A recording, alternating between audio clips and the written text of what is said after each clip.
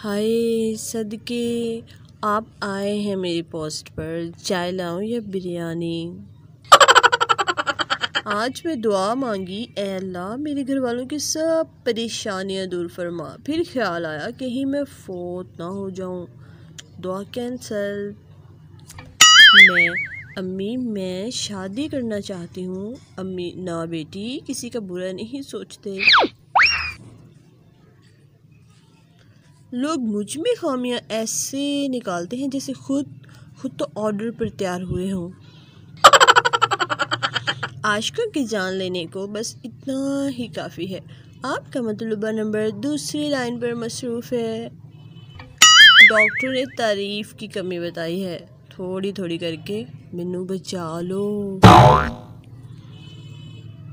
पकड़ कर नब्ज़ मेरी डॉक्टर ने कहा, मासूम लड़की तुझे लड़कों की नजर लगी है। 20 मिनट तक सांस रोक के रखें।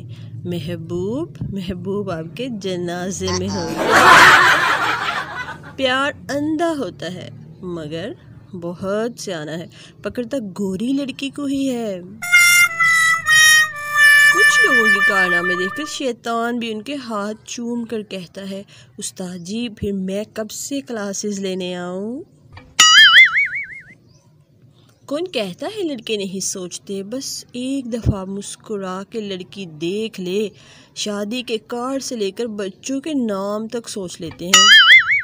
सो जाएं, जिसने सारा दिन मैसेज नहीं किया उसने अब कौन सा उठकर आपसे निकाह कर लेना है। आपको पता है इधर की बात उधर पहुंचाने के लिए 2 चीज़ें बनी हैं, ईमेल ते फीमेल। नींद बहुत कीमती चीज़ है, इसीलिए तो इसे सोना कहते हैं।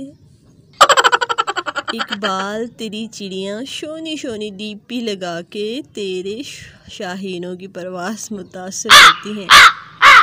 मुझे पर लग जाए और मैं आसमान पर जाकर रिश्तेदारों को बत्ते मारूंगी। जिस दिन मेरी शादी की डेट फिक्स होगी ना, उस दिन खुदकुशियाँ होंगी, खुदकुशियाँ। ये आम बात है, हर शख्स का नाम अलग होता है, लेकिन जब हजूम में ओए बेगैरत बोलो तो 5-10 बंदे मुड़कर ज़रूर देखते हैं।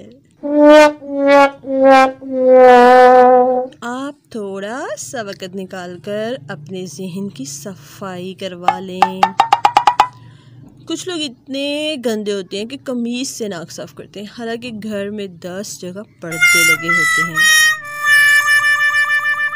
सारा हफ्ता सुबह उठने में मौत पड़ती है और इतवार वाले दिन ऐसे आँख खुलती है जैसे मैंने कौम से खिताब करना हो।